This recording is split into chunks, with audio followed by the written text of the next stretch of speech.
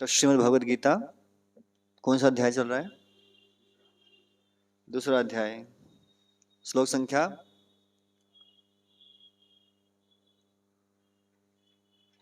कौन सा श्लोक पढ़ना है?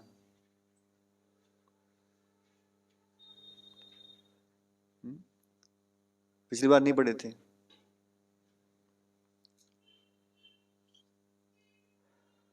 श्लोक संख्या 16 से करना है, 15 हो चुका था, 11 से 15 पिछली क्लास में हुआ था। तो बस उसको रिवाइज कर रहे हैं कि अर्जुन ने जब पहले 10 श्लोकों में क्या बताया गया कि अर्जुन किस प्रकार से कंफ्यूज हो गए, क्या करना चाहिए क्या नहीं करना चाहिए। तो भगवान श्री कृष्ण को उन्होंने सरेंडर कर दिया और कहा कि आप मेरे गुरु हैं, मैं आपका शिष्य हूं, अब जो मेरे लिए सही है वो बताइए। तो बहुत कुछ पहले बता चुके थे, तो उसकी बातों को सुन करके भगवान श्री कृष्ण कहते हैं, श्री भगवान वाच असोच्यान असोचस्त्वम प्रज्ञावादांश्च भाषसे गता सुना अगता सुनश्च नानु सोचन्ति पंडिता। श्लोक संख्या 11। तो भगवान ने क्या कहा कि तुम पंडित की तरह बातें कर रहे हो, लेकिन जो वास्तव में पंडित होते हैं वे ना तो जीवित के लिए और ना ही मृत व्यक्ति के लिए शोक करते हैं। तो वास्तव में पंडित कौन है? जो इस बात को जान लेता है, जो भगवान अब आगे बताने जा रहे हैं। श्लोक संख्या 11 से यहां से भगवान बोलेंगे और लगभग 25 नंबर श्लोक तक आत्मा के बारे में भगवान ज्ञान देते हैं। तो जो व्यक्ति इस बात को समझ जाता है वास्तव में वही पंडित है। तो भगवान ने सबसे पहले क्या कहा? तुम अपने आप को पंडित समझते हो, लेकिन वास्तव में तुम गधे हो। किसी को गधा कहो तो उसको बड़ा अच्छा लगता है, नहीं? अच्छा लगता है ना? नहीं लगता है? फिर गुस्सा कर जाते, बुरा मान जाते, गधा कैसे? शेर कह देते, कहते ना, शेर, मेरा बेटा शेर है ना? शेर भी जानवर है, गधा भी जानवर है ना? कहने का अर्थ है कि है जानवर ही, पर गधा मत कहो, कुछ और कह लो। तो वास्तव में जानवर, क्यों उसको जानवर या पशु कहा गया? क्योंकि उसकी जो मानसिकता है वो क्या है? केवल इसी कार्य को करने के लिए, जन्म मृत्यु बुढ़ापा बीमारी ये कष्ट भोगते हुए और आहार निद्रा भय मैथुन में फंसे रहना है। कर ये तो पशु भी कर ही रहा है। तो इसलिए गुरु का ये कर्तव्य है कि वो शिष्य को उसकी गलती के लिए डांटे। तो अभी भगवान कुछ बोल नहीं रहे थे क्योंकि अभी तो दोस्त थे, लेकिन जैसे अर्जुन ने कर दिया कि अब आप गुरु हो, आप बोलिए, तो सबसे पहले क्या बोले? तुम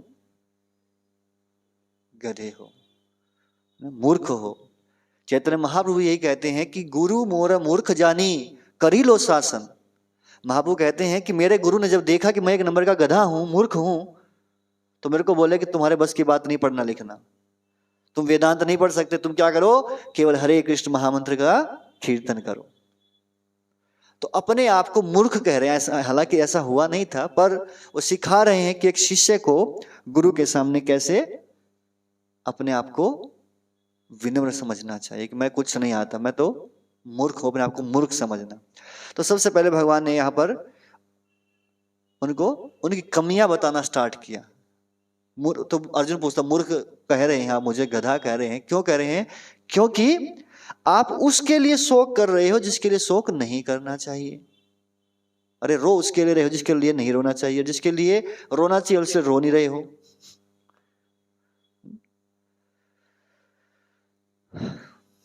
लेकिन खाली इतना काम नहीं है ना। गुरु का कार्य एक कुम्हार की तरह है। कुम्हार क्या करता है? बाहर से ठोकता है और अंदर से सपोर्ट देता है। उसी प्रकार से कमियां बताना है और साथ ही साथ उसको कृष्ण कथा सुनाना है ना, आध्यात्मिक जीवन में आगे बढ़ने के लिए मार्गदर्शन करना। तो इसीलिए अब भगवान अर्जुन का मार्गदर्शन कर रहे हैं। पहले कमियां बताई कि आप क्या कर रहे हो, आप गलत कार्य कर रहे हो। तो भगवान कहते हैं कि जो पंडित व्यक्ति है, जो बुद्धिमान व्यक्ति है, वो इस कार्य के लिए शोक नहीं करता है। तो प्रश्न उठता है कि वो शोक क्यों नहीं करता है? और पंडित है तो शोक क्यों नहीं करेगा? उसके लिए यहां कह रहे ना तो मरे हुए के लिए शोक करता है, ना ही वो जीवित व्यक्ति के लिए करता है। तो अर्जुन के मन में प्रश्न उठता है कि ऐसा क्यों, वो शोक क्यों नहीं करता है? तो भगवान श्लोक संख्या 12 में कहते हैं, इसी प्रश्न का उत्तर के आधार पर, कि क्योंकि वो ये समझ जाता है कि वो पहले भी था, आज भी है और आगे भी रहेगा। तो क्या श्लोक था?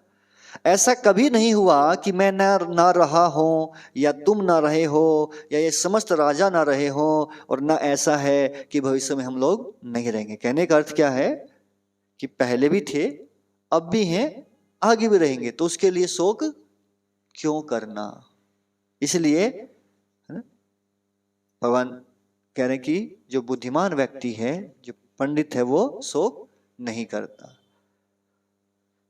तो कोई उदाहरण? तो भगवान कहते हैं उदाहरण, देहिनो अस्मिन यथा देह। उदाहरण ये है कि जिस प्रकार से एक बच्चा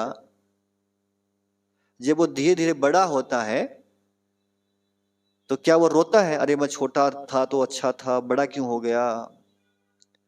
अच्छा लगता ना उसको कि अब छोटा था तो ज्यादा पाबंदियां थी, है ना? पहले तो घर से निकलने नहीं देते थे, अब घर से मैं आराम से कहीं भी आ जा सकता हूँ, जिसके साथ जो करना है, खेलना कूदना, मूवी देखना, सब कर सकता हूँ। अभी तो मैं फ्रीडम मिल गई मेरे को, तो खुश होता है।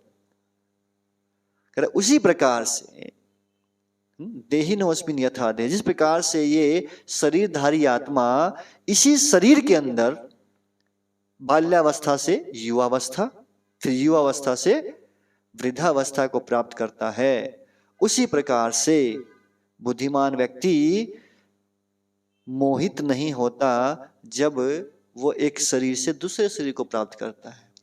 तो यदि देखा जाए तो आपका जो छोटा फोटो है बचपन का और अभी का फोटो, दोनों में बिल्कुल डिफरेंस है, अलग अलग, दोनों अलग अलग व्यक्ति हैं, तो उसके लिए शोक नहीं करते। उसी प्रकार से क्योंकि ये शरीर का भी देहांतरण होता रहता है, शरीर चेंज होता रहता ना। फिर श्लोक संख्या 14 में अर्जुन ने कहता है कि अगर धीर व्यक्ति शोक नहीं करता तो करता क्या है? भाई अगर ये नहीं करता तो क्या करता? कुछ तो करता होगा ना। तो भगवान कहते हैं कि वो सुख और दुख का क्षणिक उदय तथा काल कर्म में उसका अंतर्धान होना सर्दी गर्मी की ऋतुओं के आने जाने के समान है। इसीलिए हे भरतवंशी, ये इंद्रिय बोध से उत्पन्न होते हैं और मनुष्य को चाहिए कि अविचल भाव से उनको सहन करना सीखे। तो धीर व्यक्ति या जो पंडित व्यक्ति, जो बुद्धिमान व्यक्ति, वो क्या करता है? सुख दुख को सहन करता है। किस तरह से? उदाहरण के साथ समझा रहे हैं, जैसे गर्मी और सर्दी। जब गर्मी आती है तो आप लोग टी शर्ट पहन के घूमते हैं, और जब सर्दी आती है तो ऊपर से जैकेट पहन लेते हैं। अब गाली तो नहीं दे रहे ना, आपको पता है कि आनी है, सर्दी आनी है, गर्मी आनी, दोनों ही मौसम आने हैं, ये आते जाते रहेंगे।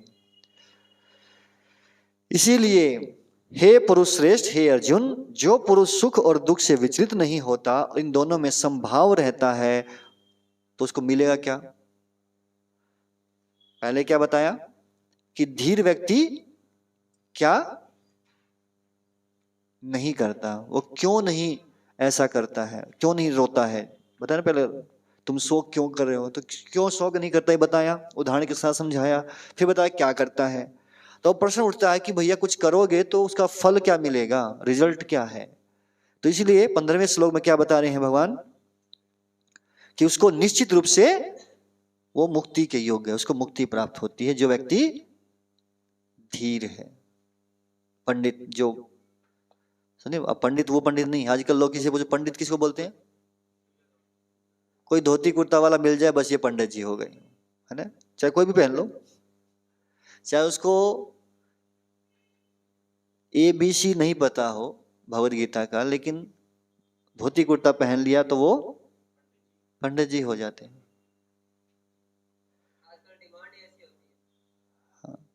डिमांड सप्लाई सब एक जैसी है। प्रभा जी कहते हैं जो धोखा खाने वाले होते हैं वो धोखेबाज को ढूंढ लेते हैं, धोखा देने वाले भी हैं, क्योंकि धोखा खाने वालों की ज्यादा भरमार है तो धोखा देने वालों की भी भरमार है। भाई उनको चाहिए कोई धोखा दे,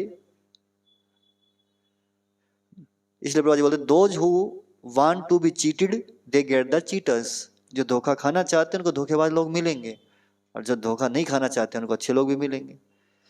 तो इसलिए कह रहे वास्तव में पंडित ऐसा व्यक्ति है और वो मुक्ति के योग्य है। अगर कोई व्यक्ति है उसकी मृत्यु होने वाली है और मैं शोक क्यों ना करूं, मुझे पता है कि मुझे अगली बार कभी नहीं मिलेगा, तो मैं शोक क्यों ना करूं, अभी बताएंगे। अभी थोड़ी देर वेट कीजिए, आपके प्रश्न का उत्तर अपने आप आएगा, है ना। आप पहली बार आए हैं?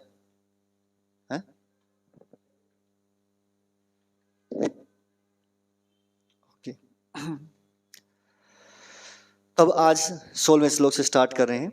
16वां श्लोक। नास्तो विद्यते भावो ना भावो विद्यते सतः उभयोरपि दृष्टो अंतस्तव अन्योस्तत्वदर्शी भी। तो भगवान कह रहे हैं कि तत्वदर्शियों ने निष्कर्ष निकाला है कि असत का तो कोई चिरस्थायित्व नहीं है, किंतु सत्य अपरिवर्तित रहता है। उन्होंने इन दोनों की प्रकृति के अध्ययन द्वारा ये निष्कर्ष निकाला है। तो इस श्लोक में भगवान शरीर और शरीर के अंदर रहने वाली जीवात्मा का अंतर बता रहे हैं। क्या अंतर है? वे कहते हैं कि असत का नास्तो विद्यते भावो, जो असत है उसका कोई भाव नहीं है। अब भाव का अर्थ यहां पर, भाव का अर्थ एक तो मूल्य और एक है रूप, ठीक है। और दूसरी प्रकार से कह रहे हैं न अभावो विद्यते सतः, और जो सत्य है उसका कोई अभाव नहीं है। दोनों में डिफरेंस क्या है? ये भाव अभाव सत्य असत क्या है? तो इस शरीर को यहां पर असत कहा गया, जो सत्य या जो परमानेंट नहीं है। प्रभा जी इसका वर्ड मीनिंग देखेंगे। वर्ड मीनिंग देखा आपने? तो यहां पर सत्य का अर्थ क्या लिख रहे हैं? शाश्वत, और असत जो शाश्वत नहीं है। दोनों अब जब अनुवाद लिखते हैं तो वहां असत में क्या लिखा है? भौतिक शरीर, और जो सत्य है वो क्या लिखा है? आत्मा। तो आत्मा के लिए सत्य कहा गया है और शरीर के लिए असत। तो असत का भाव नहीं, इसका अर्थ क्या है कि इसकी कोई वैल्यू नहीं है, ये परमानेंट नहीं है, ये टेम्परेरी है। तो शरीर को कहा गया है कि ये टेम्परेरी है, ये परिवर्तनशील है, इसमें चेंज होता रहता है। लेकिन जीवात्मा जो है वो सत्य है, उसके अंदर कोई चेंज नहीं होता, वो परिवर्तनहीन है, उसके अंदर कोई परिवर्तन नहीं आएगा। यहां साइंस कहती है ना, साइंस क्या कहती है कि हमारे शरीर की जो कोशिकाएं हैं वो हर 7 साल में बदल जाती हैं, सेल्स चेंज हो जाती हैं, है ना। तो यहां पर भगवान भी यही कह रहे हैं कि शरीर जो है ये परिवर्तनशील है, इसमें चेंज होता रहता है, लेकिन आत्मा नहीं बदलती है। अब इस बात को तो समझ गए, चलो साइंस भी इस बात को समझ गई, भाई शरीर तो असत है, पर हम सत्य हैं, इस बात को कैसे समझेंगे? जब साइंस में क्या होता है कि पहले थ्योरी पढ़ाई जाती है, फिर प्रैक्टिकल लैब में ले जाया जाता है और वहां जाकर के प्रैक्टिकल करवाया जाता है। ठीक है, अब भगवान भी यहाँ पर उसी बात को बता रहे हैं कि ठीक है, एक बात को तो आप प्रैक्टिकल लैब में जाके समझ चुके हैं कि सेल चेंज होती है, लेकिन दूसरी बात को समझने के लिए समस्या है, क्योंकि उसको हम समझ नहीं पा रहे हैं। क्यों समझ नहीं पा रहे हैं? क्योंकि ऐसी कोई लैब नहीं है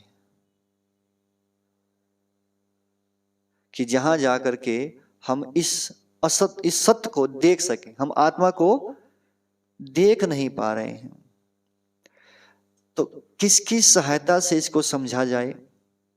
तो इसलिए भगवान कह रहे हैं इसको तत्वदर्शी की सहायता से आप समझ सकते हैं, और कोई दूसरा उपाय नहीं है।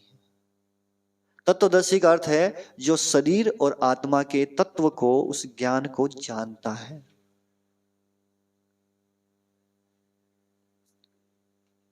अब जो टीचर है साइंस का, अब उसकी हेल्प से आप समझ सकते हैं कि जो आपने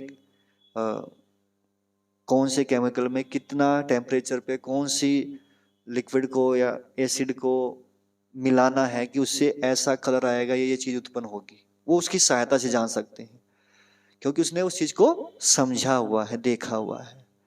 उसी प्रकार से कह रहे हैं कि इन दोनों को जो समझ जाए तत्वदर्शी, वो हमें समझा सकता है, उसकी बिना हम नहीं समझ पाएंगे।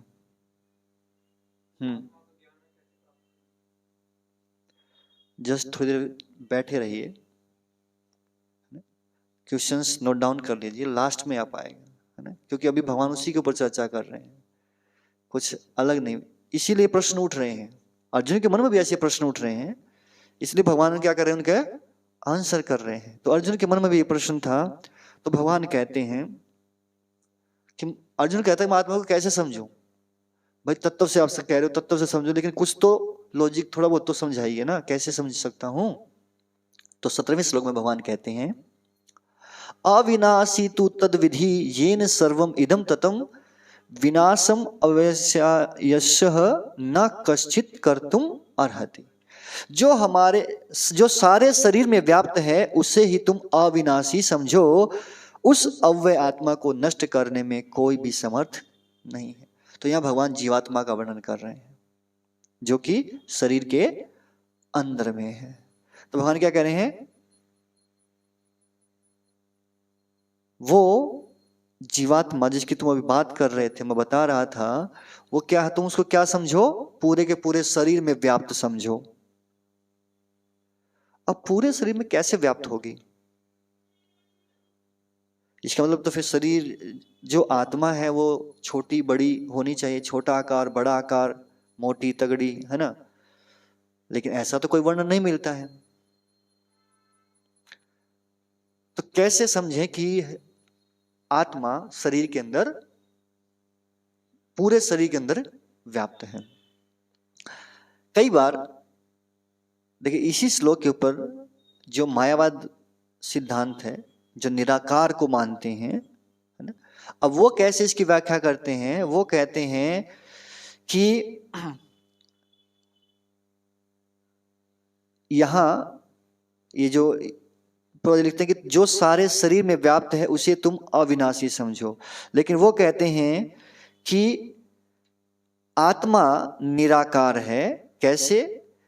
जिस प्रकार से वायु या फिर आकाश हर जगह विराजमान है,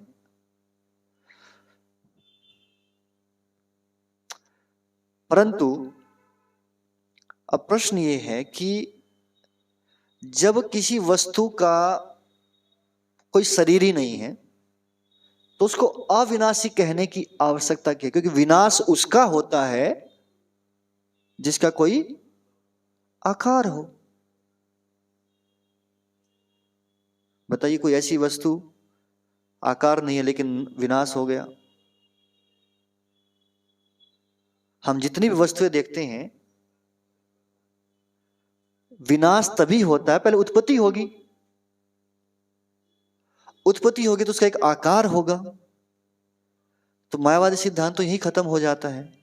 भगवान की अगर वर्ड्स को समझें, अविनाशी भगवान कह रहे हैं, तो विनाश तो तब होगा जब उसका रूप होगा, लेकिन वो कह रहे हैं निराकार है। तो यहां पर भगवान यानी कि कहने का अर्थ है कि भगवान ये समझा रहे हैं कि वो जो आत्मा है उसका क्या है, आकार है। अब बात ये है कि कैसे समझेंगे, पूरे शरीर में व्याप्त है, तो कह रहे हैं कि ये चेतना के माध्यम से, कॉन्शियसनेस। ऐसा नहीं होता कि एक आत्मा में से दो आत्मा बन जाती हैं, जैसा कि किसका सिद्धांत है, एक कोशी के जीव से बहुकोशी के जीव कैसे आए, डार्विन। ये डार्विन भाई साहब की थ्योरी थी, है ना, लेकिन ऐसा होता नहीं है। अभी हम सुनेंगे कि आत्मा की क्या क्या क्वालिटीज हैं। तो अगर वो या तो डार्विन की बात सुने या फिर भगवान श्री कृष्ण की, तो किसकी सुनेंगे, भगवान की। डार्विन तो खुद कंफ्यूज था, उसने खुद लिखा है कि मेरा अजम्पशन है ऐसा, लेकिन फिर भी उसको स्कूलों में कॉलेज में इतना पढ़ाया जाता है, क्योंकि इस चीज को नहीं पढ़ाएंगे। बल्कि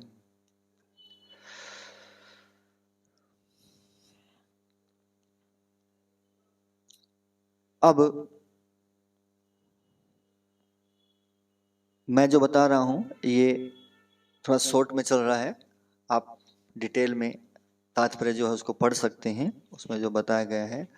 तो आत्मा का आकार क्या है, वो प्रभाजी तात्पर्य में समझा रहे हैं कि आत्मा का आकार जो है वो बाल के अग्रभाग के अगर 100 हिस्से कर दिए जाएं और फिर प्रत्येक हिस्से के फिर 100 हिस्से कर दिए जाएं, तो जो एक हिस्सा है उसका वही आत्मा का आकार है। यानी कि यदि जो बाल है, बाल नहीं दिख रहा है, ठीक है, तो आप अपने एक बाल को लीजिए, उस बाल की जो नोक है उस नोक के 10,000 हिस्से कर दीजिए। अब जो एक 10,000 जो हिस्से हैं वो 10,000 जीवात्मा आत्माओं के बराबर हैं। यानी कि नाक की बाल की नोक में 10,000 जीवात्माएं विराजमान हो सकती हैं, बैठ सकती, इतनी स्पेस है। तो आप देख सकते हैं इतने छोटे को नहीं देख सकते, नहीं देखा जाएगा। इसलिए बता रहे हैं कि इसको हम अपनी बुद्धि से नहीं जान सकते, भौतिक इंद्रियों के द्वारा नहीं जाना सकता। इसलिए हमें शास्त्र की आवश्यकता पड़ रही है, क्योंकि शास्त्र माता के समान है, भगवान पिता के समान है। तो यदि हमें कुछ जानकारी चाहिए पिता के बारे में तो माता से पूछना कि पिता कौन है, वो माता ही बताएगी। और कहाँ पर दिया हुआ ये, इसका भी रेफरेंस दिया हुआ है, श्वेताश्वतर उपनिषद में इसकी पुष्टि हुई है। और इसी प्रकार से एक और श्लोक जो है वो भी कोट किया हुआ है ना, तो इसे हम समझ सकते हैं। फिर भगवान अब इस शरीर, फिर इस जीवात्मा की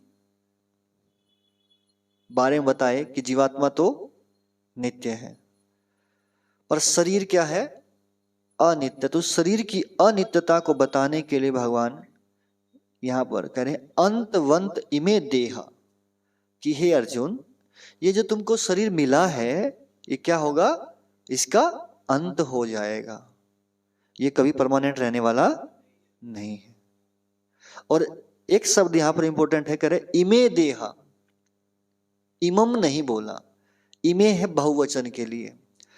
तो कह रहे कौन से बहुवचन की बात कर रहे हैं, भगवान कह रहे हैं कि तुम्हारे पहले भी जितने जन्म हो चुके हैं, जितने भी शरीर तुमको मिल चुके हैं, जितने आगे मिलने वाले हैं, और जो अभी मिला हुआ है, ये सारे के सारे क्या हो जाएंगे, नाशवान है, नष्ट हो जाएंगे। तो भगवान क्यों ऐसा बोल पा रहे, क्योंकि वो काल के परे हैं। अब वो साधारण व्यक्ति की तरह उपदेश नहीं दे रहे हैं, वो श्री भगवान उवाच, भगवान बोल रहे हैं अभी। तो उनके लिए काल कोई मैटर नहीं करता। वर्तमान, भविष्य और भूतकाल, उनके लिए सब वर्तमान ही है।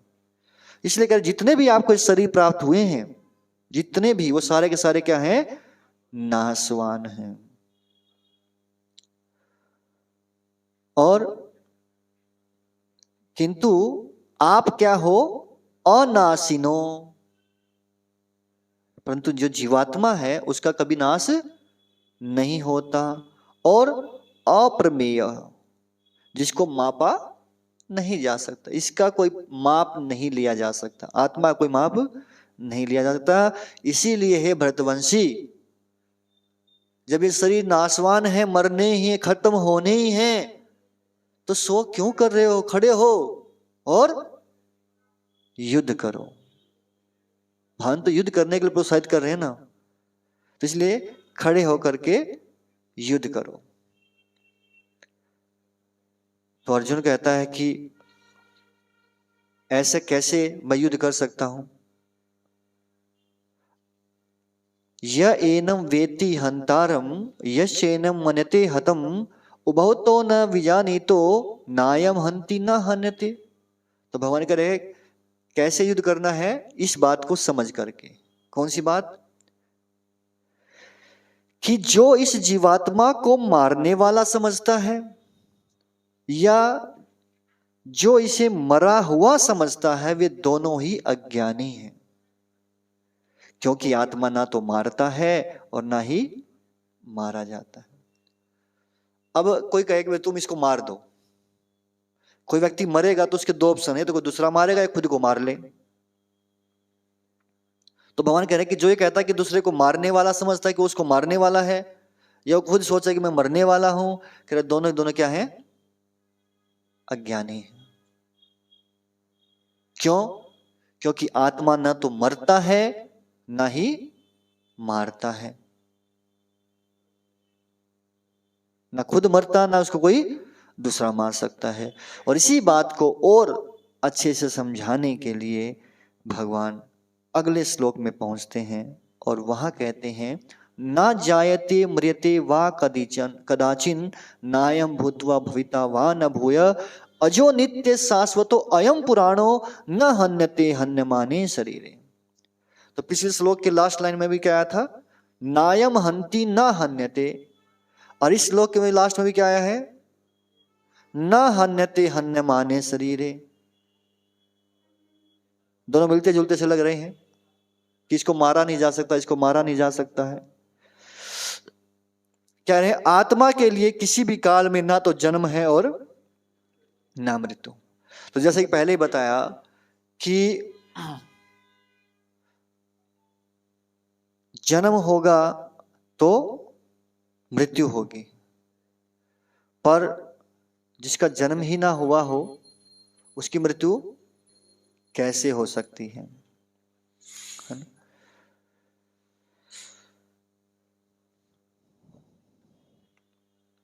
यहां जीवात्मा के बारे में बता रहे हैं। जीवात्मा की क्वालिटी या आत्मा की क्वालिटी कहते हैं अजो, नित्य, शाश्वत और पुराण। ये चार क्वालिटीज बताई गई हैं, लेकिन इसके साथ साथ कुछ और भी समझा रहे हैं कि किस प्रकार से, जो पिछले श्लोक से मिलता है कि ना मरता है ना मारता है। तो पहले चार विशेषताएं कौन सी हैं? अजो, अजो मतलब अजन्मा। अब क्या कह रहे हैं? ना जायते म्रियते, तो जब जन्म ही नहीं होगा, क्योंकि क्यों जन्म नहीं होता? क्योंकि जीवात्मा क्या है? अजो, अजन्मा है। अब भगवान श्री कृष्ण भी क्या है? अजन्मे हैं, लेकिन वो जन्म लेते हैं। प्रकट हुए ना, देवकी के पुत्र के रूप में आए ना, लेकिन उनका प्रकट होना और जन्म लेना दोनों में अंतर है। जन्म होता है किसी वस्तु को बनाना, और प्रकट होना है कि वो चीज हमारे सामने नहीं थी, अब सामने में आ गई है। जैसे डेली सूर्य का क्या होता है? प्रकट और अप्रकट होना, उसी को दिन रात कहते हैं। प्रकट हो जाए तो दिन हो जाता है, अप्रकट हो जाए तो रात्रि हो जाती है। पर ऐसा तो होता नहीं कि डेली सूर्य पैदा होता है, नहीं। इसी प्रकार भगवान क्या है, अजन्मे हैं, और भगवान के अंश होने के कारण जीवात्मा भी अजन्मा है। तो इसलिए किसी भी काल में ना तो इसका जन्म है ना ही मृत्यु है। तो जब जन्म ही नहीं हुआ तो मृत्यु कैसे? दूसरी क्वालिटी बताए, नित्य। नित्य मतलब हमेशा, ऑलवेज। तो जो वस्तु हमेशा है उसकी मृत्यु कैसे है? स्पेशलिटी, इसलिए इसकी क्वालिटी बताई जा रही है यहां पे कि ये नित्य है। फिर शाश्वतो, शाश्वत मतलब स्थायी,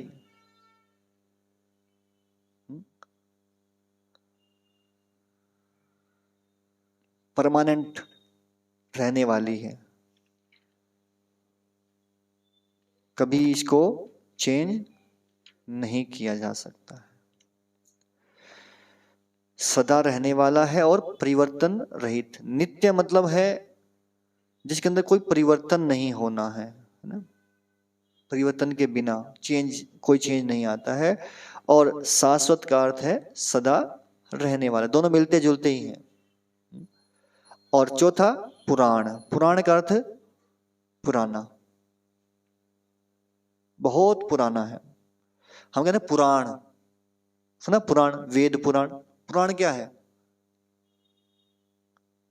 जिसमें इतिहास दिया है। इतिहास मतलब जो पुरानी बातें हैं। कितनी पुरानी? बहुत पुरानी, समय की गणना नहीं है उसमें, उसके कहते हैं बहुत पुराना है। तो जिसकी गणना होती है तो उसमें बता देते हैं इतने साल पुराना है, लेकिन जिसका कोई वो नहीं होता तो बोलते हैं बहुत टाइम से। अब ऐसे कोई पूछा जाए कि जैसे घरों में अपने अपने कुछ न कुछ कुल देवता या किसी न किसी पूजा करते हैं, कुछ करते आते हैं, एक रिचुअल्स फॉलो करते हैं। अच्छा, कब से कर रहे हैं? बहुत टाइम से कर रहे हैं, पता नहीं है कब से। तो इसी प्रकार से करें कि पुराणों, ये बहुत पुराना, सबसे पुराना, प्राचीन। अलग अलग जगह जाओगे तो पता नहीं प्राचीन मंदिर कितने 5000 साल पुराना, 2000 साल पुराना, ऐसे ऐसे बताएं प्राचीन है। लेकिन यहाँ पे क्या पुराणों, जो पुराना होते हुए भी नया है। पुरा अपि नवम पुराण, पुराना है पर नया है। ऐसे कैसे?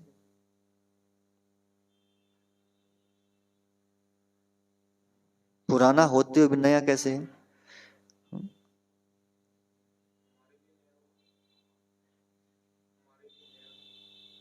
हमारे बारे में ही बात कर रहे हैं, जीवात्मा के बारे में ही बात कर रहे हैं कि जो जीवात्मा है, ये आत्मा जो है, ये पुराना है पर फिर भी नया है। इसका अनुभव जो है वो, क्योंकि इसके अंदर कोई जंग नहीं लगता है, इसका चेंज नहीं आता, इसलिए नवीन ही रहेगा।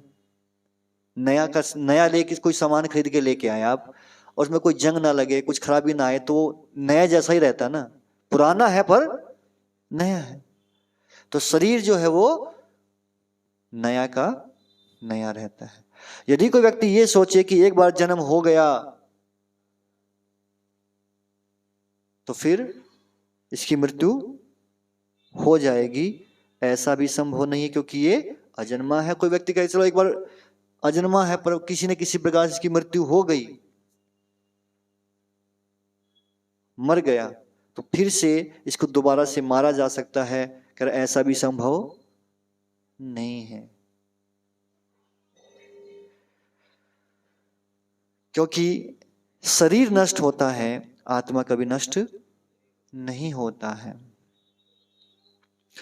तो निष्कर्ष यही है कि जो जीवात्माएं इस भौतिक संसार में है, अनित्य संसार में है, इसके साथ अपने संबंध को जोड़ चुके हैं, उसको क्या करना चाहिए? अपने संबंध को भगवान के साथ जोड़ना चाहिए, क्योंकि वही दूसरे क्या है, वो भी अजन्मा है। बाकी संसार में और कोई वस्तु अजन्मा नहीं है जीव को छोड़ के, है ना। कोई भी सामान आप खरीदोगे उसकी एक एक्सपायरी डेट है, मैन्युफैक्चरिंग डेट के साथ साथ एक्सपायरी डेट भी है। कोई ऐसा नहीं कि वो हमेशा रहने वाली वस्तु है। तो आत्मा दो प्रकार की हैं, एक अणु एक विभु। अणु मतलब हम, विभु मतलब परमात्मा। बोलते परमात्मा, दोनों ही आत्मा ना, एक आत्मा एक है परम आत्मा, उसको बोलते हैं परमात्मा। तो दोनों के दोनों एक ही शरीर के अंदर है। हर शरीर के अंदर एक आत्मा और एक परमात्मा ये विद्यमान रहते हैं। तो इसीलिए भगवान अर्जुन से प्रश्न पूछ रहे हैं कि अर्जुन ये बताओ, जो व्यक्ति ये जानता है कि आत्मा अविनाशी है, यानी कि जिसका विनाश नहीं होता, आत्मा अजन्मा है जिसका जन्म नहीं होता, आत्मा शाश्वत है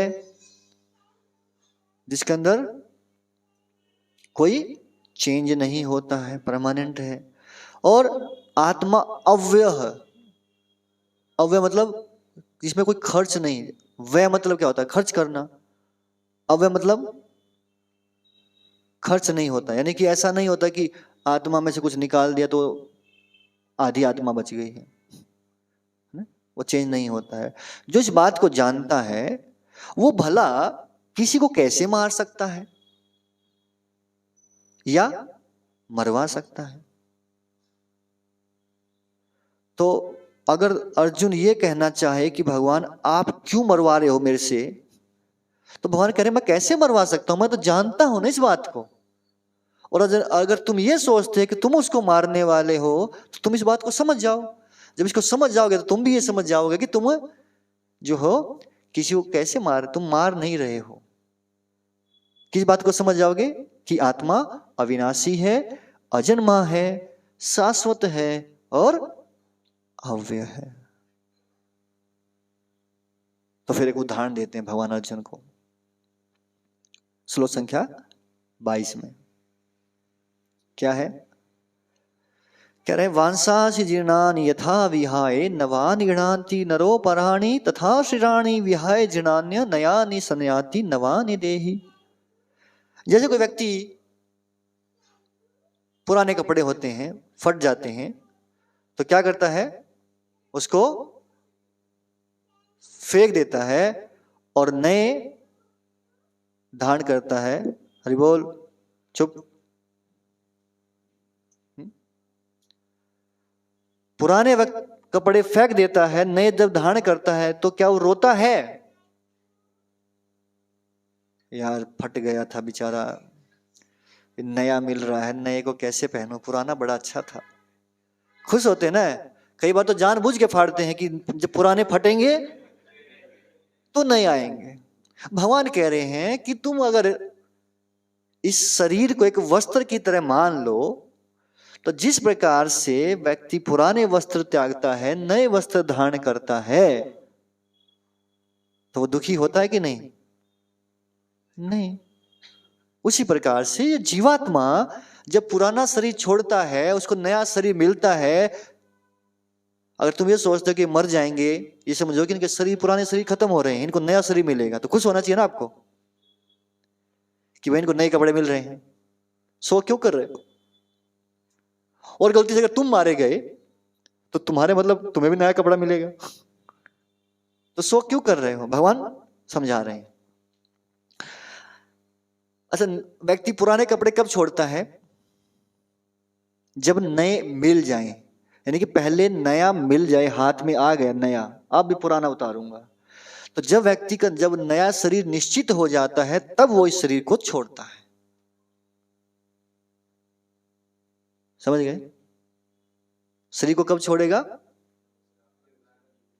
जब अगला पक्का हो गया कि अब कौन सा मिलने वाला है, ये क्लियर हो जाए, तब वो शरीर को छोड़ता है। उससे पहले शरीर नहीं छूटता। आप देखोगे कई लोग बहुत कष्ट झेलते हैं और सोचते हैं यार अच्छा है अगर ये शरीर छूट जाए तो बहुत कष्ट मिल रहा है बेचारे को, लेकिन वो तब तक नहीं छोड़ पाता जब तक कि नया शरीर नहीं तैयार हुआ अभी तक। जब तैयार होगा नया तो पुराना छोड़ देगा, तुरंत निकल जाएगा। फिर तो चाहे वो 10 साल का हो, 5 साल का हो, जितना उसको इस शरीर में रहना था उतना पूरा रहना है, उसके बाद ही वो जाएगा। अब इसके आगे भगवान कह रहे हैं, अब इस श्लोक से पता चलता है कि आत्मा का पक्का कोई ना कोई रूप है। क्या कह रहे हैं? नैनम छिन्दन्ति शस्त्राणि नैनम दहति पावका न चैनम कलिदंत आपो न शोषयति मारुतः। ये आत्मा ना तो कभी शस्त्र द्वारा खंड खंड किया जा सकता है, ना अग्नि द्वारा जलाया जा सकता है, ना जल द्वारा भिगोया जा सकता है, ना वायु द्वारा सुखाया जा सकता है। अब जब किसी वस्तु का आकार होगा उसी को तो खंड खंड करने की बात होगी, टुकड़े करने की बात उसी की होगी। तो इससे क्या पता चल रहा है कि आत्मा का क्या है? आकार है। तो खंड खंड करने की बात क्यों करते हैं? भगवान पागल थोड़ी है कि भाई इसको खंड खंड करना, इसको काटा नहीं जा सकता, इसको जलाया नहीं जा सकता। जलाएंगे किसको? हवा को जलाएंगे क्या? प्रकाश को जलाएंगे? जलाएंगे तो किसी वस्तु को जिसका कोई आकार होगा। तो इससे पता चलता है कि जीवात्मा का कोई न कोई आकार अवश्य है। जो कहते हैं कि निराकार है भगवान, तो निराकार होते तो भगवान क्यों बोलते इसके बारे में? ज्योति के बारे में नहीं बता रहे हैं, यहां किसी रूप के बारे में बता रहे हैं। कोई रूप है, उसको समझना। तो यहां पर भगवान कह रहे हैं कि टुकड़े टुकड़े नहीं हो सकते। कई बार आपने देखा छिपकली, उसकी पूंछ कट जाती है तो क्या होता है? नहीं तो आती है, दोनों हिलते हैं। पूंछ वहां पड़ी पड़ी हिलेगी, छिपकली भाग जाएगी, पर फिर कुछ समय के बाद वो पूंछ हिलना बंद कर देती है। तो क्या है वो? तो वही भगवान जो बताए थे ना पहले कि पूरे शरीर में आत्मा है। पूरे शरीर में आत्मा किस रूप में है? चेतना के रूप में, कॉन्शियसनेस के रूप में। तो जब वो कटती है तो वो जो चेतना उसके अंदर में थी, तो वो अभी उसका पहले हृदय के साथ कनेक्शन था, पर हृदय तो छिपकली के साथ चला गया है, तो वो कुछ समय तक वो रहती है, वो कॉन्शियसनेस। फिर उसके बाद वो खत्म हो जाती है। जैसे पंखा स्विच ऑफ करते ही कनेक्शन कट गया, पर फिर भी कुछ सेकंड के लिए वो पंखा चलता है। इसका मतलब ये नहीं कि लाइट अभी भी जा रही है उसके अंदर, नहीं, करंट बंद कर दिया आपने, पर फिर भी कुछ टाइम तो चलता है। ऐसा नहीं हुआ कि वो आत्मा थी, आधी कट के आधी पूंछ में आ गई, अब पूंछ चल रही उस आत्मा से, ऐसा नहीं। दूसरा उदाहरण देते हैं केंचुए का। केंचुए को अगर काट दो बीच में से तो क्या होता है कि दोनों टुकड़े अलग अलग डायरेक्शन में चलने लग जाते हैं। तो ऐसा नहीं है कि वो केंचुए दो बन गए हैं, अब नहीं, वो एक ही है, पर वो जो चेतना है वो कुछ समय के लिए दूसरे के अंदर भी रहती है, पर धीरे धीरे वो चेतना खत्म हो जाती, प्रभाव उसका खत्म हो जाता। जैसे प्रभाव खत्म होगा वो खत्म। तो यहां पर प्रभा जी समझाते हैं तात्पर्य में कि पहले भी ऐसा नहीं हुआ था कि जीवात्मा और परमात्मा एक थे, कि परमात्मा में से काट दिया थोड़ा सा, जीवात्मा साइड में कर दिया।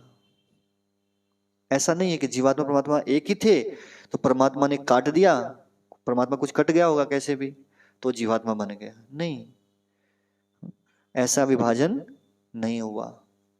ये तो वैसे ही कर दिया कि जैसे मिट्टी का बड़ा वो लिया, क्या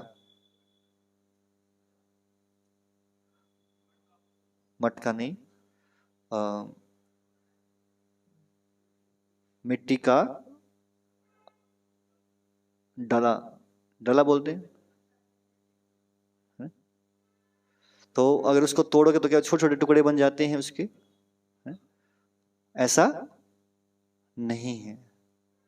परमात्मा के साथ ऐसा नहीं कि परमात्मा बड़ा था तो वो तोड़ दिया तो छोटे छोटे टुकड़े जो हुए वो आत्मा बन गए और जो बड़े वाला रहेगा परमात्मा रह गया।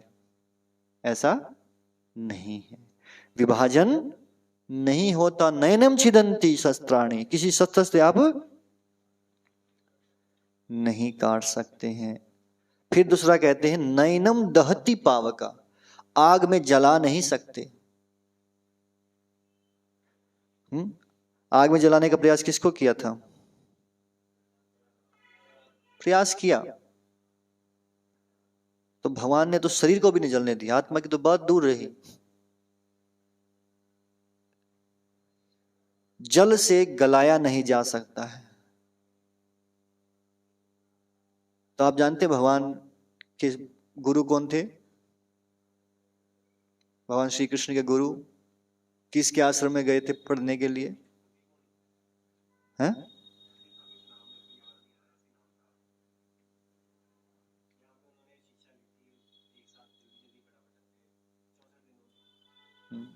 सांदीपनी मुनि। सांदीपनी मुनि जब क्लास पूरी हो गई, पूरा पढ़ा दिया, भैया आप तो सब सीख गए, आप ग्रेजुएट हो गए, तो ग्रेजुएशन के बाद भगवान ने पूछा गुरु दक्षिणा मैं कुछ देना चाहता हूं। गुरु दक्षिणा, गुरु दक्षिणा क्या है? पहले एडमिशन फीस नहीं होती थी, मंथली फीस नहीं होती थी। जब व्यक्ति पढ़ लिख करके बाहर निकलेगा तब तो गुरु जो मांगे वो देता था। या कई बार गुरु बोलते आपकी अपनी इच्छा से व्यक्ति देता था, कई बार गुरु अपनी इच्छा से मांगते थे कि अब आप सीख गए हो तो आप कुछ देना चाहते हैं तो दे सकते। तो भगवान ने बोला तो अर्जुन, क्योंकि गुरु जानते थे कि साधारण व्यक्ति नहीं है, भगवान है, कुछ भी मांग सकते हैं, तो बोले कि मेरा बेटा दे दो। कौन सा बेटा? जो समुद्र के अंदर डूब के मर गया था, पानी के अंदर डूब के मर गया था। तो वो आत्मा जो है वो पानी के अंदर नहीं घुली, भगवान उसको जा करके फिर लेकर के आए यमराज जी के पास से। वह भेजो भाई, उसको दो, वो यहाँ पे तुम्हारे पास आया है। पहले तो जल के अंदर में गए, पता चला कि यहाँ पर एक असुर रहता है जो शंख के रूप में रहता है। और उसका नाम क्या था?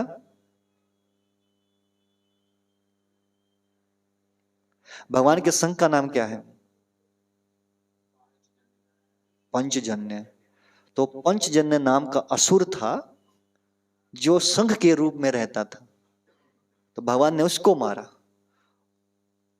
और वही शंख को वो भगवान यूज किए, वही था भगवान का शंख, पंचजन्य जो है। इसका अर्थ है कि पानी के अंदर भी डुबोने से आत्मा नहीं मरती है। और फिर से लेके आए और फिर कहते हैं हवा से सुखाना। चौथा, हवा से जीवात्मा को नहीं सुखाया जा सकता है। सुखा सकते हैं? कोई है ऐसा हवा वाला शरीर जिसको मिला हो? हवा का शरीर नहीं? आप लोग कुछ पढ़ते नहीं हैं। टीवी तो देख लो कम से कम, टीवी में भी दिखाया था। जब भगवान छोटे से थे, एक छकड़े के नीचे लेटे हुए थे, उनका बर्थडे मनाया जा रहा था, घर में लोग आए हुए थे और कोई उनकी तरफ ध्यान नहीं दे रहा था। भगवान को गुस्सा आ गया और उन्होंने उस छकड़े को लात मारी और उस छकड़े के ऊपर एक असुर था जिसका रूप नहीं था।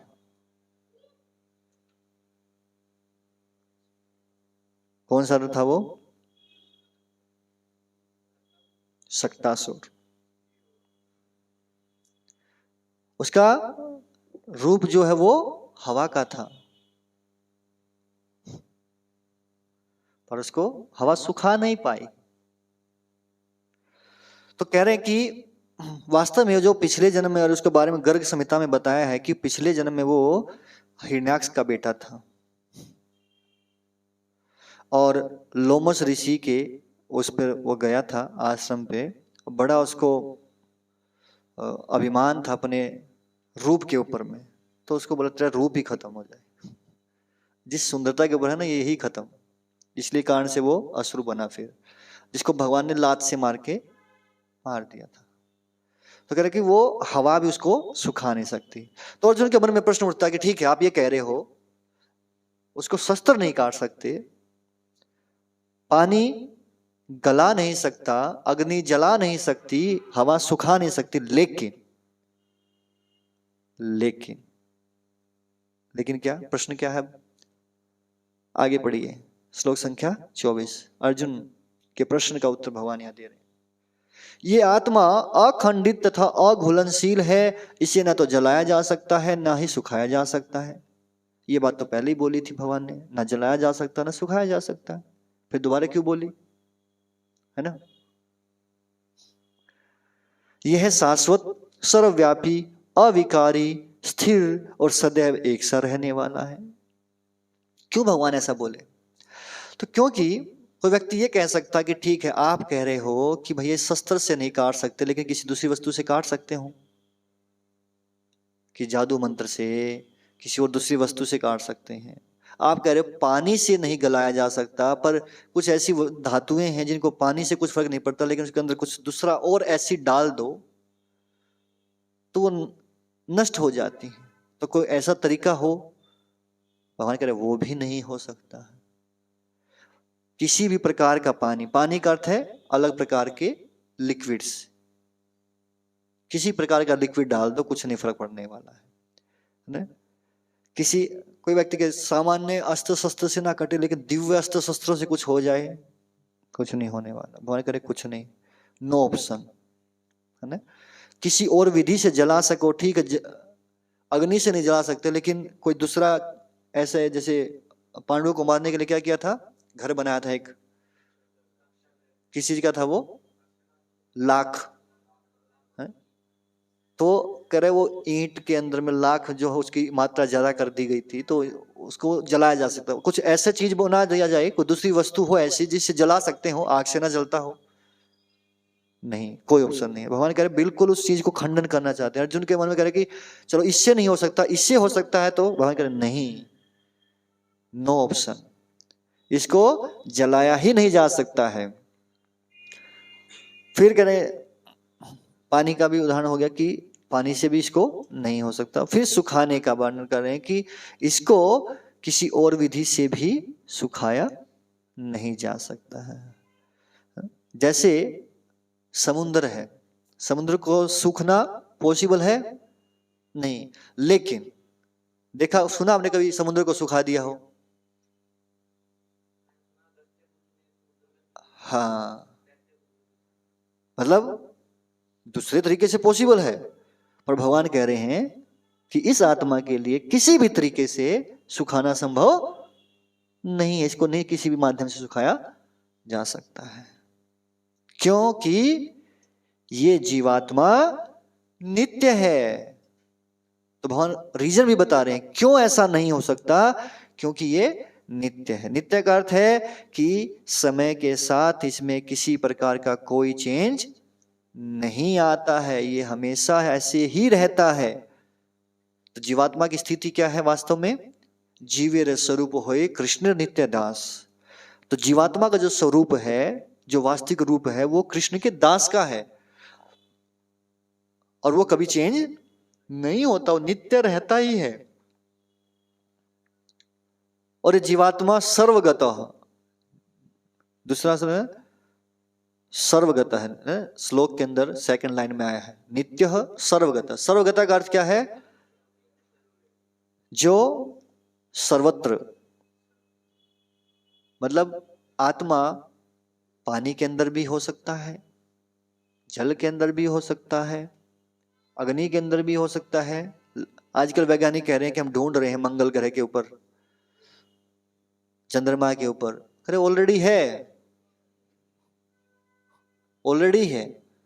जीवात्मा हर जगह गया हुआ है, ऐसी कोई स्थिति नहीं हम घूम के ना आए हों, पूरा घूम चुके हूं, पूरा ब्रह्मांड घूम फिर के यहाँ पर आए हैं।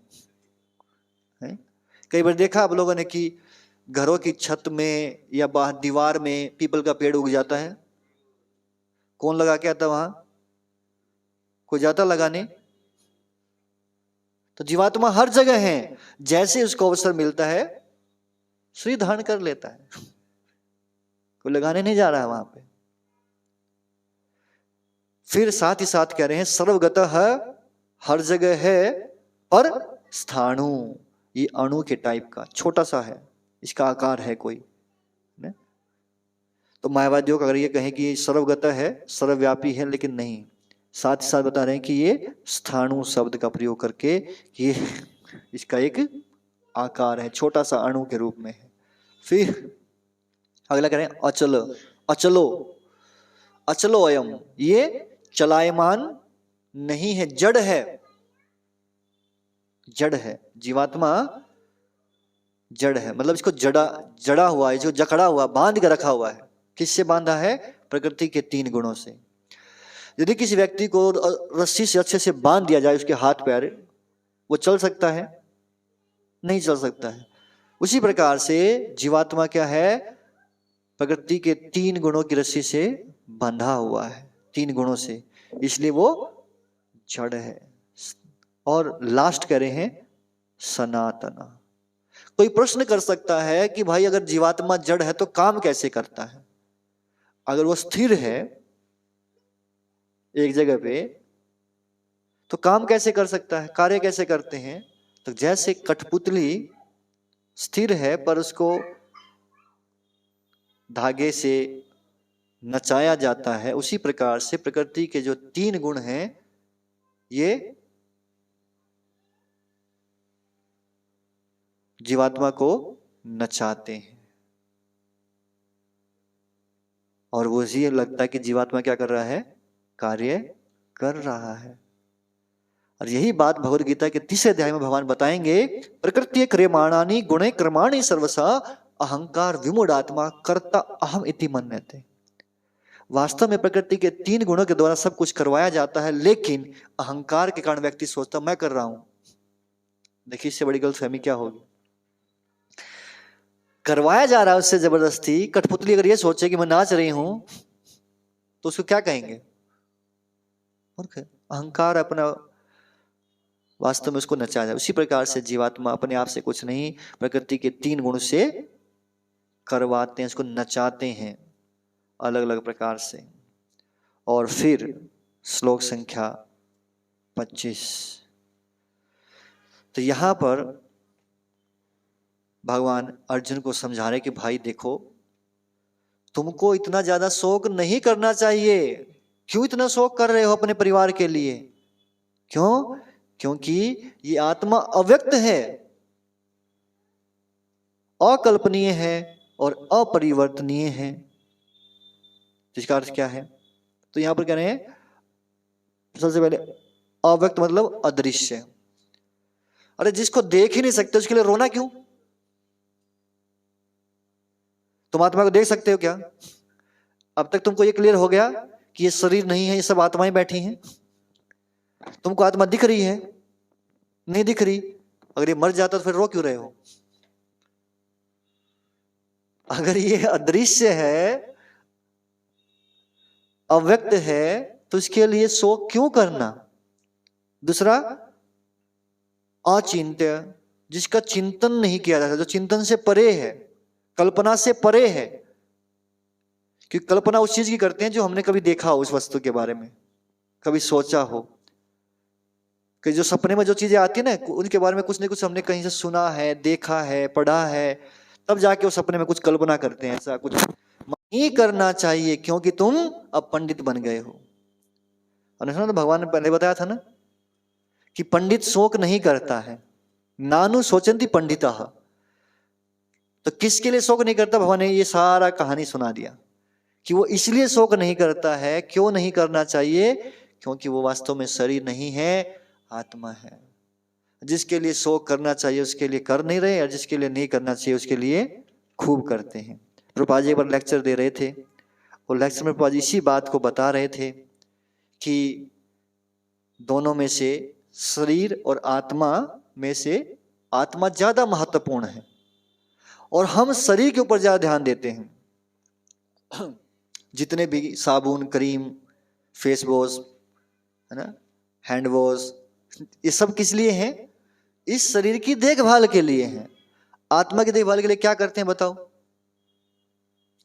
प्रभुपाद जी पूछते कौन सी यूनिवर्सिटी में आत्मा के बारे में पढ़ाया जाता है? कहीं पढ़ाया जाता है?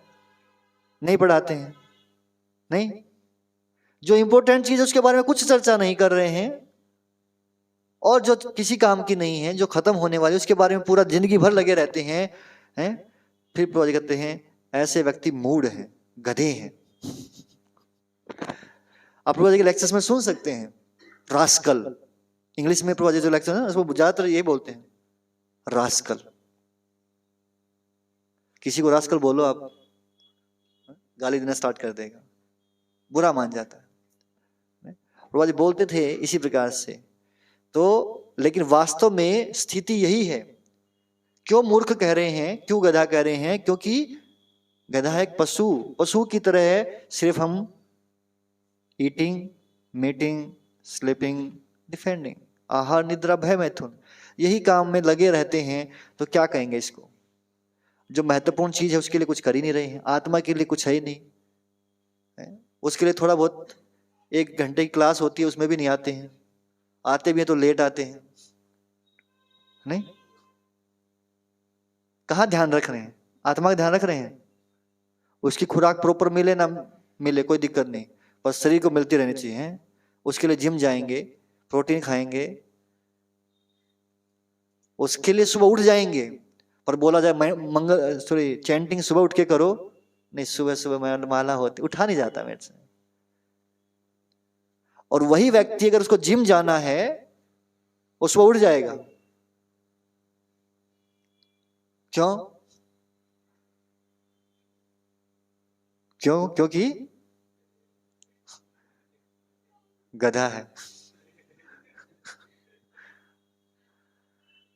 वो शरीर को ही सब कुछ मान रहा है, आत्मा को नहीं जानता।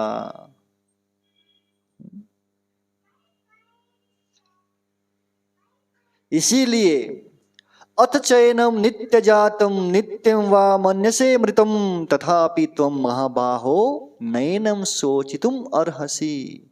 किंतु यदि तुम ये सोचते हो हे अर्जुन कि आत्मा सदा जन्म लेता है और मरता है, मान लो, पहले मैंने अर्जुन भगवान बता दिया कि अजन्मा है, ठीक है। अब कह रहे हैं चलो अगर ये बात भी, तुम्हारी बात भी मान ली जाए कि इसका जन्म होता है फिर इसकी मृत्यु भी होती है, तो भी इसमें रोने की बात कहाँ है? शोक क्यों कर रहे हो? भाई जन्म हुआ तो मरेगा ना, तो आज नहीं तो कल मरेगा, फिर उसके लिए शोक क्यों करना? उसके साथ इतना अटैच क्यों होना है? अगर तुम्हारी बात भी मान ली जाए तो किंतु भगवान कह रहे किंतु मेरे हिसाब से तो बात नहीं कर रहा मैं, पर मैं तुम्हारे हिसाब से बात कर रहा हूं। यदि तुम ये सोचते हो कि आत्मा सदा जन्म लेता है और सदा मरता है, तो भी हे महाबाहु तुम्हारे शोक करने का कोई कारण नहीं है। तो दोनों स्थितियों में भगवान ने बता दिया। यदि आप भगवान आत्मा को अजन्मा मानोगे तो भी शोक नहीं करना, और अगर नहीं मानते भाई इसका जन्म होता है मृत्यु होती है तो भी शोक नहीं करना। क्यों? जो भगवान कहते हैं कि जातस्य ही ध्रुव मृत्यु, जिसने जन्म लिया उसकी मृत्यु निश्चित है, पक्की। ये मत सोचो कि इसने जन्म लिया है तो पता नहीं मरेगा कि नहीं मरेगा ना, ऐसा कोई डाउट नहीं छोड़ा भगवान ने, क्लियर कर रहे हैं उस डाउट को। अर्जुन के मन में डाउट आ सकता है ना कि आप कह रहे हो कि मैं मानता हूं कि जो जीवात्मा है वो जन्म लेता है, ठीक है, पर मरता है कि नहीं मरता डाउट है मुझे। तो भगवान कह रहे नहीं, जातस्य ही ध्रुव मृत्यु, जिसने जन्म लिया है उसकी मृत्यु निश्चित है, और मृत्यु के पश्चात पुनर्जन्म भी निश्चित है। अतः अपने अपरिहार्य कर्तव्य पालन में तुम्हें शोक नहीं करना चाहिए। बार बार भगवान अर्जुन को समझा रहे हैं, क्यों इतना शोक कर रहे हो? अर्जुन कह रहा था ना मेरे घर वाले हैं, है ना, चाचा मामा ताऊ, वो आत्मा है, उसको कोई मार नहीं सकता, ना वो मरने वाला है। तो पहला वो धर्म का पालन करेगा, क्योंकि ज्यादातर लोग ये समझते हैं कि भैया ये शरीर मिला है, इसके बाद क्या होगा, कल किसने देखा, बस मर जाना है, मतलब कि इससे पहले कोई जन्म हुआ ही नहीं है, ना होने वाला है। लेकिन जब वो इस बात को समझ जाएगा कि जीवात्मा जो है वो अजन्मा है, नित्य है, उसका विनाश नहीं होता, तो फिर वो क्या करेगा, यार अगला जन्म भी होना है, अब अगला जन्म अगर अच्छा हो उसके लिए मेरे को अच्छे काम करने पड़ेंगे, इसीलिए वो धर्म का पालन करेगा, पहला। दूसरा, अधर्म से बचेगा। अगर कोई भगवद गीता को समझ गया, इस ज्ञान को समझ गया, तो ये दो काम करेगा, पहला धर्म का पालन, दूसरा अधर्म से बचेगा, उसको नहीं करेगा, जो अधर्म के कार्य हैं उनको नहीं करेगा, है ना। और भगवान अर्जुन को समझाने के उदाहरण के माध्यम से कि देखो अर्जुन, ये जितने जीव यहां तुम्हारे सामने खड़े हैं, ये सब के सब क्या हैं, प्रारंभ में अव्यक्त थे। अव्यक्त मतलब अप्रकट थे, तुम्हें दिखते नहीं थे, है ना। फिर ये प्रकट हो गए, अब क्या होगा, फिर ये फिर से अप्रकट हो जाएंगे, इसलिए तुम्हें शोक करने की आवश्यकता नहीं है, क्योंकि भगवान पहले बता चुके हैं कि जीव क्या है, अव्यक्त है। अव्यक्त मतलब अदृश्य है। तो जीवात्मा अदृश्य थी, पर अब वो एक शरीर धारण करके तुम्हारे सामने दृश्य रूप में आ गई है। अब फिर क्या होगा, इस शरीर को छोड़ करके फिर से वो दृश्य हो जाएगी, फिर तुम शोक क्यों कर रहे हो, बताओ। 3-4 श्लोकों से भगवान बार बार यही बोल रहे हैं, तुम शोक क्यों कर रहे हो, क्यों कर रहे हो, मतलब भगवान बार बार क्यों बोल रहे हैं, ताकि दिमाग में अच्छे से घुसा दो, घुस जाए। प्रभुपाद जी का आप लेक्चर सुनोगे, ज्यादातर लेक्चर्स में प्रभुपाद जी बोलते हैं you are not the body, you are a soul, you are not this body, you are a soul. ये क्या प्रभुपाद जी हर लेक्चर में यही बात बोलते रहते हैं, you are not this body, you are a soul. क्यों बार बार इस बेसिक प्रिंसिपल को बता रहे हैं, ताकि इसको समझ जाएं। किसी चीज को बार बार जब सुनते हैं तब जाके पल्ले पड़ते हैं, हाँ यार ये ऐसा ही है। तो भगवान ये समझाना चाहते हैं ना, कहते हैं कि आत्मा को कोई आश्चर्य से देखता है, कोई से आश्चर्य की तरह चला बताता है, कोई से आश्चर्य की तरह सुनता है, किंतु कुछ तो इसके बारे में सुनकर भी कुछ नहीं समझ पाते हैं। ये ऐसा ही है। इसीलिए हे भरतवंशी, शरीर में रहने वाले देही का कभी वध नहीं किया जा सकता, अतः तुम्हें किसी भी जीव के लिए शोक करने की आवश्यकता नहीं है। इसलिए क्या करो, डरो मत कि तुम्हारे गुरु, तुम्हारे पितामह, तुम्हारे चाचा ताऊ भतीजे सब मरेंगे, नहीं, ये सब इनका वध नहीं हो सकता है। देही नित्यम अवध हो, इसका कभी वध नहीं हो सकता, इसको कभी मारा नहीं जा सकता है। इसलिए तुम अपना कर्तव्य करो, युद्ध करो। तो प्रश्न उठ सकता है कि फिर आप तो कह रहे हो मारो मत, अब मेरे को कह रहे मारो इनको, ये क्या मतलब है। कभी कहते हो मारो, कभी कह रहे मत मारो। तो भगवान कह रहे हैं, श्लोक संख्या 39, स्वधर्मम अपि चावेक्ष्य न विकमत्युम अर्हसि धर्म्याधि युद्धाश्रेयो अंत्य क्षत्रियस्य न विद्यते।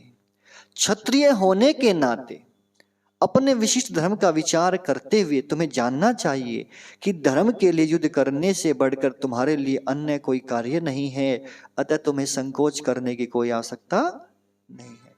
तो भगवान कह रहे हैं कि देखो अर्जुन, मैं तुमको युद्ध करने के लिए कह रहा हूं। सर्वधर्मान परित्यज्य मैंने ही समझाया है, मैंने ही सिखाया ना। सभी धर्मों को छोड़ करके।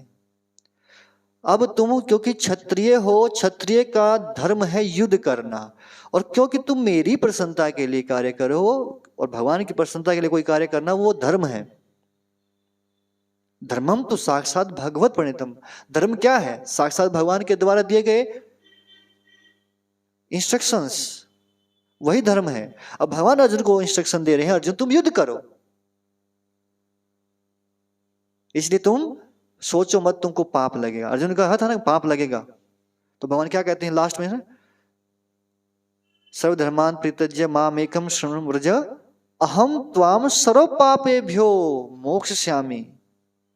मैं सारे पापों से तुमको छुटकारा दिला दूंगा, पर जो मैं कहता हूं वो करो, क्योंकि तुम क्षत्रिय हो और क्षत्रिय का कर्तव्य क्या है? युद्ध करना, और युद्ध में पीठ दिखाकर नहीं भागता है। अब तुम लड़ने आए हो तो लड़ो, और नहीं लड़ना तो पहले मना करते। अब बीच मैदान में आकर के अब कह रहे हो कि मैं युद्ध नहीं करूंगा। अब फिर भगवान कह रहे हैं कि इसको आप क्या समझो, एक घर की तरह मान लो, जैसे मैं घर की तरह। अब कई बार होता है ना, गवर्नमेंट जो है वो क्वार्टर देती है, घर देती है, भाई किसी को ये तुम्हारे लिए है, तो दूसरा व्यक्ति उस क्वार्टर को आकर तोड़ नहीं सकता, वो खुद भी नहीं तोड़ सकता, अगर तोड़ेगा तो पनिशमेंट मिलेगा। उसी प्रकार से कई लोग सोचे भैया आत्मा तो अमर है, अजर है, सुसाइड कर लेना चाहिए, है ना, क्योंकि आत्मा तो मरती नहीं, मरता तो वैसे शरीर ही है। तो ये शरीर जो है उस घर की तरह है, जिसको अगर आप तोड़ोगे, खुद भी तोड़ोगे, आप रह रहे हो पर आपने बनाया नहीं है, आप बनाने वाले नहीं हो। तो जब आपने बनाना नहीं तो तोड़ कैसे दिया? हम अपना घर बनाते हैं तो उसको तोड़ देते हैं, कोई दिक्कत नहीं है ना, क्योंकि हमने बनाया था ना। पर ये शरीर हमने बनाया है, तो हम इसको कैसे मार सकते हैं? तो यदि व्यक्ति सोच रहे सुसाइड कर लेना, सुसाइड करने वाले को ज्यादा पिटाई होती है, वो सोचता बहुत कष्ट है, इससे अच्छा तो मर जाना बेहतर है। तो वैसे ही है, जैसे जेल से ना कोई भागने की कोशिश करे तो फिर क्या होता है, उसकी ज्यादा कठोर सजा मिलेगी, उसका ज्यादा निगरानी रखी जाएगी। तो यदि कोई व्यक्ति सोचे इस शरीर को छोड़कर दूसरा शरीर ले लूंगा, तो वो उसकी गलती है। तो यहां सुसाइड करने के लिए प्रोत्साहित नहीं किया जा रहा, ना ही किसी को मारने के लिए प्रोत्साहित किया जा रहा है। नहीं, ये बात समझने वाली है। गलती से लोग इसको गलत तरीके से भी अप्लाई कर लेते हैं। क्या मैंने गीता में सुना है कि इसको काटा नहीं जा सकता, काट के देखता हूं कितने टुकड़े होते हैं इसके, है ना। तो गलत एप्लीकेशन मत करना, समझना है। तो भगवान कहते हैं कि हे पार्थ, तो भगवान जब कुछ नाम लेते हैं ना, कुछ स्पेशली कुछ सोच समझ के बोलते हैं, ऐसे नहीं बोलते। तो पार्थ कह करके, क्योंकि तुम पृथा के बेटे हो और पृथा मेरी बुआ है, तुम मेरे ही संबंधी, मेरे ही रिश्तेदार हो, मेरी तरह कुछ बहादुर बनो। तुम क्या कार्यों की तरह बात कर रहे हो? क्षत्रिय खून है तुम्हारा। हे पार्थ, वे क्षत्रिय सुखी हैं जिन्हें ऐसे युद्ध के अवसर अपने आप प्राप्त होते हैं, जिससे उनके लिए स्वर्ग लोक के द्वार खुल जाते हैं। तो भगवान कहते हैं अगर तुम इस युद्ध में मारोगे ना जिसको, तो उसको यहाँ का घर तो नष्ट हो गया ना, उसका इस शरीर रूपी घर नष्ट हो गया, तो उसको नया घर मिलेगा स्वर्ग लोक में जाके। और तुम मर गए, तुमको भी मिलेगा, टेंशन क्यों ले रहे हो, फायदा है तुम्हारा। किंतु यदि तुम युद्ध करने के स्वधर्म को संपन्न नहीं करते, तो तुम्हें निश्चित रूप से अपने कर्तव्य की उपेक्षा करने का पाप लगेगा और तुम योद्धा के रूप में अपना यश खो दोगे। अर्जुन ने एक आर्गुमेंट दिया था कि पाप लगेगा, बोला था ना पाप लगेगा। तो भगवान कह रहे हैं अगर तुमने युद्ध नहीं किया तो पाप लगेगा, करोगे तो नहीं लगेगा, नहीं करोगे तो निश्चित रूप से, पक्का कह रहे हैं, गारंटी के साथ में, है नहीं कि लग सकता है। ये सकता वक्ता नहीं बोला भगवान ने, क्या कह रहे हैं, निश्चित रूप से वो लगेगा ही लगेगा। और साथ ही साथ तुम्हें योद्धा के रूप में भी अपना यश खो दोगे। फिर तुमको कोई योद्धा नहीं कहेगा कि डरपोक, एक कायर आदमी भाग गया था वहां से, ऐसे लोग बोलेंगे। कि अर्जुन, अच्छा वो कायर जो महाभारत के से भाग गया था, वही, यही बोलेंगे ना। और सुनो, जब लोग ऐसा बोलेंगे ना, तो लोग सदैव तुम्हारे अपयश का वर्णन करेंगे, और सम्मानित व्यक्ति के लिए अपयश तो मृत्यु से भी बढ़कर है, ऐसे जीने का क्या फायदा। कोई बहुत सम्मानित व्यक्ति जिसके बहुत इज्जत है समाज में, है, और उसको लोग इस प्रकार से उसका मजाक उड़ाएं, तो उसके लिए मरने से भी ज्यादा खतरनाक चीज है, ज्यादा बुरी चीज है। और फिर आज तक तो लोग बहुत कहते थे अर्जुन इतना महान धनुर्धर है, ये है वो है। फिर जिन जिन महान योद्धाओं ने तुम्हारे नाम और यश को सम्मान दिया है, वे सोचेंगे कि तुमने डर के मारे युद्ध भूमि छोड़ दी है, और इस तरह से वो तुम्हें तुच्छ मानेंगे। वो ये नहीं सोचेंगे कि तुमने यार क्यों छोड़ी, कि मैं युद्ध इसलिए नहीं करना, मेरे अपने हैं, क्यों मारना, ऐसा कोई नहीं सोचेगा। ये सामने वाले भी नहीं सोचेंगे। ये भी क्या कहेंगे, डरपोक भाग गया ना, इतनी सेना देख करके हमारी, हमने देखो इतनी बड़ी सेना इकट्ठी की थी, हमारे योद्धाओं को देख करके, भीष्म, द्रोण, अश्वत्थामा, कर्ण को देख करके अर्जुन की पैंट गीली हो गई है, ऐसा बोलेंगे। पैंट तो पहनते नहीं थे, धोती गीली हो गई है, ऐसा बोलेंगे ना, तो तुमको अच्छा लगेगा क्या। तुम्हारे शत्रु अनेक प्रकार के कटु शब्दों से तुम्हारा वर्णन करेंगे, और तुम्हारी सामर्थ्य का उपहास करेंगे। तुम्हारे लिए इससे दुखदाई और क्या हो सकता है, बताइए। फिर तुम जीते जी मर जाओगे, ताने सुन सुन के मर जाओगे। बल्कि वो ताने सुनना उससे भी ज्यादा मरने से भी बड़ा बुरा हालत है उसकी। इसलिए हे कुंती पुत्र, ध्यान से सुन लो अब तुम यदि युद्ध में मारे जाओगे तो स्वर्ग प्राप्त करोगे, ठीक है। और यदि तुम जीत जाओगे तो पृथ्वी के साम्राज्य का भोग करोगे। बताओ नुकसान कहां है। ऊपर जाओगे तो भी फायदा, निहार रहोगे तो भी फायदा, दोनों हाथ में लड्डू हैं तुम्हारे, है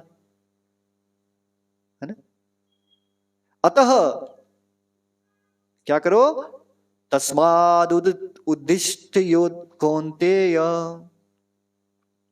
तस्माद उत्तिष्ठ कौन्तेय, इसीलिए हे कुंती पुत्र खड़े हो जाओ। बार बार कह रहे हैं खड़े हो जाओ, खड़े हो जाओ। क्यों कह रहे हैं, क्योंकि पहले अध्याय में हमने सुना था अर्जुन रथ के ऊपर बैठ गए थे। अर्जुन कह रहे मेरा गांडीव सरक रहा है, ये हो रहा है। पहले अध्याय के लास्ट में पढ़ोगे, और वो रथ के ऊपर बैठ गया। भगवान कह रहे खड़ा हो जा, क्यों बैठा ही रहेगा क्या, खड़ा हो जाओ। कैसे खड़ा हो जा, युद्धाय कृत निश्चय, युद्ध करने का निश्चय करके, ये संकल्प लेके कि लड़ना है मेरे को, और खड़े हो जाओ। तुम सुख दुख लाभ हानि विजय पराजय का विचार किए बिना युद्ध के लिए युद्ध करो, ऐसा करने पर तुम्हें पाप नहीं लगेगा, ठीक है। तो इस प्रकार से तुम पाप से बच जाओगे, बाकी बाद में बताएंगे। आज यहीं तक करते हैं।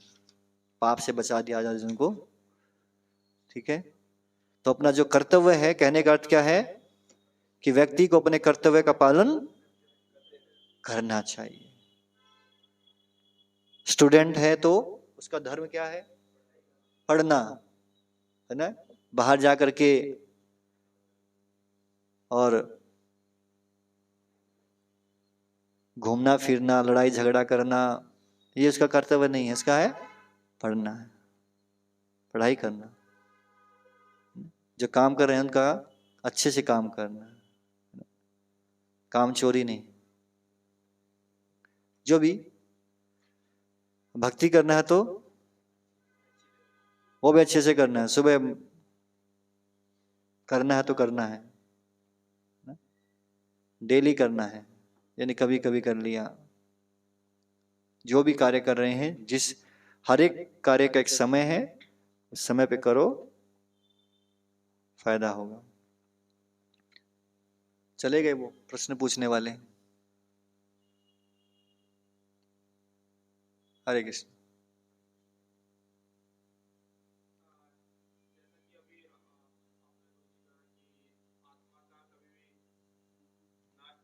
हम्म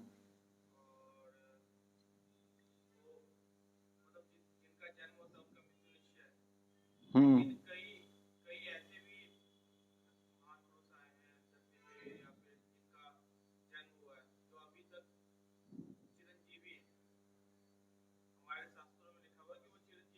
हम्म ये कहा गया कि चिरंजीवी हैं, लेकिन ये नहीं कहा गया कि वो कभी भी नहीं मरने वाले। शरीर बूढ़ा होता है। आप देखोगे हनुमान जी के बारे में कई फोटो, हनुमान जी की फोटो में भी बाल सफेद हो गए। और एक्सेप्शंस हमेशा रहती हैं, एक्सेप्शंस और ऑलवेज देयर। उनका शरीर हमारे से बहुत ज्यादा समय तक रहता है, लेकिन ऐसा नहीं कि वो परमानेंट ही रहेगा, कुछ कल्प तक रहेगा, पर उसके बाद उनको भी वो शरीर छोड़ना पड़ेगा।